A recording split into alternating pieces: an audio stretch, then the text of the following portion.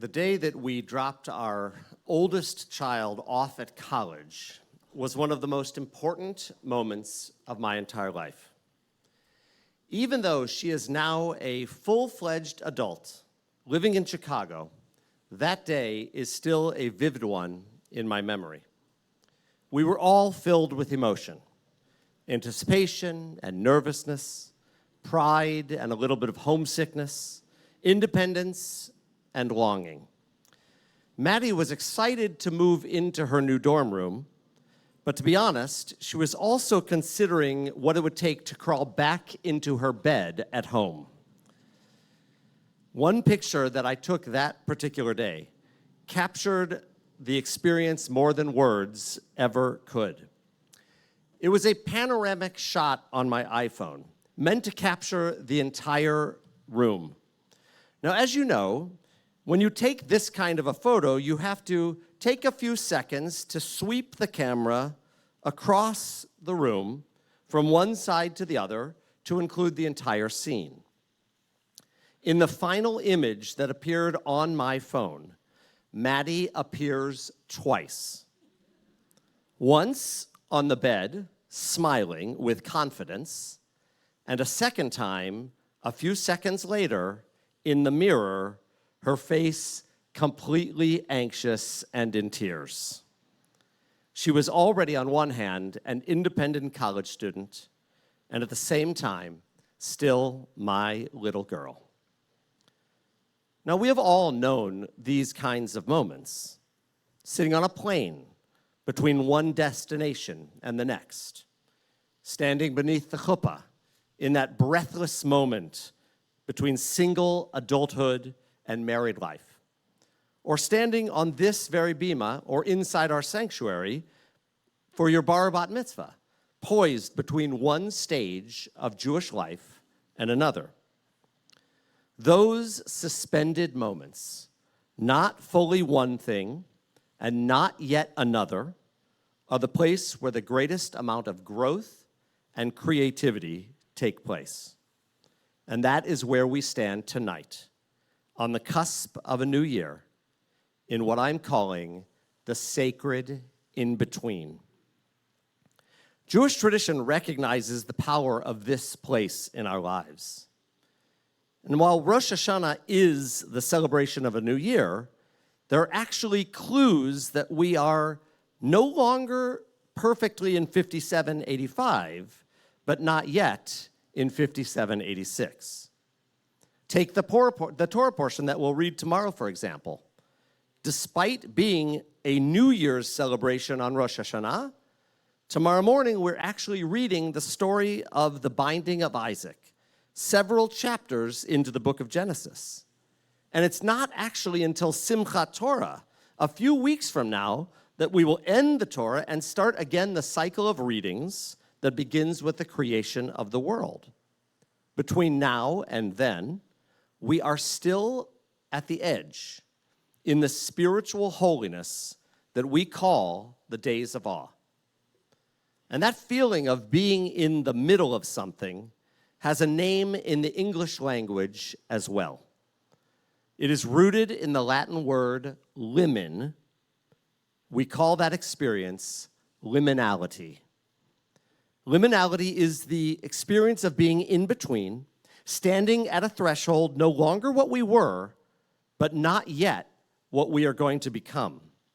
It is the pause between an ending and a beginning, the space where old certainties fall away and new possibilities have not yet taken shape. And that feeling can be unsettling, even uncomfortable. But it is where growth and change and transformation most often take root. In the creation story, in our Torah, we learn that there was evening and there was morning for each of the 6 days of creation. But the rabbis of our tradition wondered, when exactly does day end and night begin? That indistinct time when the sun has set, but it is not fully dark in the world, came to be called by the rabbis Ben Hashmashot, literally between the suns. It is neither day nor night, but something in between. And the rabbis treated Ben Hashmashot as sacred liminal time. Halakhically speaking, in Jewish law, it is really uncertain. Do we count it as part of the day that's ended or the night that's about to begin? And spiritually, it became a time of thresholds, a symbol, the moment when boundaries blur and God's presence actually can be felt most strongly. In the rabbinic imagination, some of the most wondrous things of creation, like a rainbow, for example, or manna in the wilderness, or Moses' staff, those things, those items, those magical portents of our world were created during Ben Hashmashot, on the evening of the very first Shabbat, in that holy pause between light and darkness. But if you're a human being, you know that our natural response is to resist this liminality, to push backward into what is old and familiar, or forward quickly into the unknown that's ahead of us. And that's exactly what the Israelites did in the Bible when they were wandering through the desert. Despite the challenges of slavery behind them, they complained to Moses about being in the wilderness. They demanded to be brought back because of the discomfort of being in that liminal time. In the same moment, the Israelites' excitement was mounting for their arrival in the Promised Land. And we have all felt this kind of resistance. It shows up in small ways, when you've left one job but have not yet started the next. Or, I'm sure you've all experienced this, when you're stuck on hold with customer service, listening to that same music for the 10th time, wondering if anyone will ever pick up, you are in between. And it appears in more vulnerable ways as well, like moments when you're sitting in a doctor's office, waiting for a test result, suspended between what was and what might be. In each of those moments, we want clarity. We crave certainty.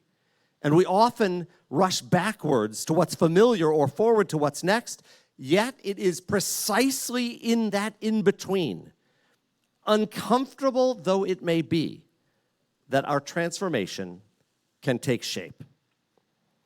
According to one of my favorite authors, the spiritualist Richard Rohr, he says that all transformation takes place here. And we have to allow ourselves to be drawn out of the business as usual and remain patiently on that threshold. There alone is our old world left behind, while we are not yet sure of the new existence. This is a good space, he says, where genuine newness can begin. I've been thinking about this a lot recently, and the more time passes, I've recognized that my love for Israel is also in a liminal space. A few weeks ago, I had the honor of joining a mission organized by the Israeli government to hear directly from Israelis, unfiltered by the headlines or social media. And what I witnessed in Israel was both brokenness and resilience. Political division alongside a desperate longing for unity.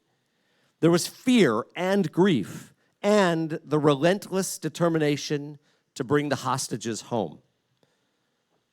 I was able to meet with IDF soldiers, the soldiers who themselves are in charge of the humanitarian aid that is going into Gaza, and I felt their angst.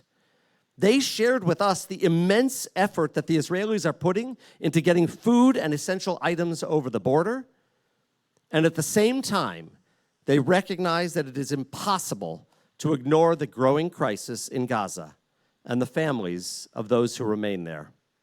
And now, as we all know, a ground invasion of Gaza City makes things even more complicated.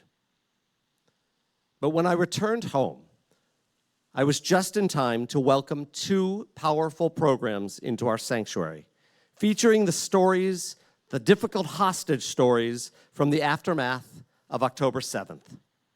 Hearing the accounts from Hirsch Poland Goldberg's parents and Ophir Engel's testimony about his own captivity, I felt firsthand the human cost of Israel's fragility.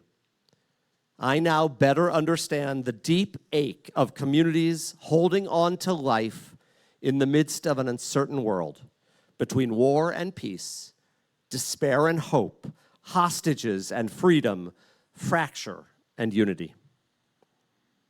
Now, Israel is often called an experiment of Zionism. Theodor Herzl, the father of Zionism, imagined the project as a great test. Could we, the Jewish people, live as a normal nation among the nations? And the early pioneers of the kibbutz movement described their communities as experiments, too, testing socialism and equality and Jewish self-sufficiency on the land.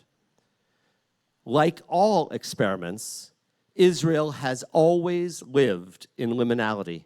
It is still becoming, balancing democracy and Jewish identity, security and peace, tradition and modernity. And we know that this aching in our hearts is not limited to the Israelis there alone. Innocent Palestinians, too, also live suspended between war and peace, despair and hope, survival and dignity. And to acknowledge their suffering does not lessen Israel's pain. It actually expands the circle of our compassion. You see, Israel is currently walking a narrow bridge, fragile, uncertain, and still unfinished. And yet, Israel is moving forward. It is not a story just of politics or a strategy for survival. Israel today is painstakingly and heartbreakingly human.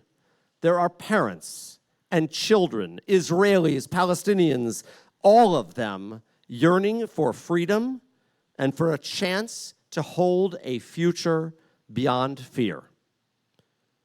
Israel is in between right now. We are in between. And this is exactly where the high holidays give us an opportunity. Our tradition frames it simply in the words of Rabbi Nachman of Bratslav. Kol ha'olam kulo, gesher tsar me'od.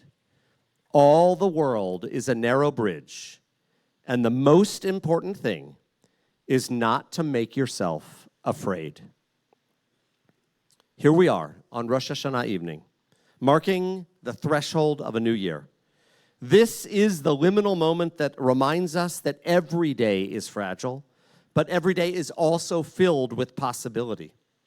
Like Israel today, caught between despair and hope, we know what it means to stand in this in-between. We know, like Israel, that we are called to not give in to fear, but to choose life, to repair, to forgive, to create, to love. This year, I'm asking that we resist the urge to move too quickly into the future or to root ourselves in the past that we cannot return to. Let us instead, in this moment, just sit here. Let these moments shape us all into more compassionate and courageous people. Let us fall in love with the moments that matter. Let us hold the hands of the people we care most about. And let us search, all of us, for the best of ourselves within. This is the work of the high holidays, to face the challenges and to still step forward across the bridge, and to remember that we are not alone. We cross together, all of us, a community, a people, with God walking beside us. This is what I dream of for this coming year, that we will enter a new year with faith, with courage, and with one another.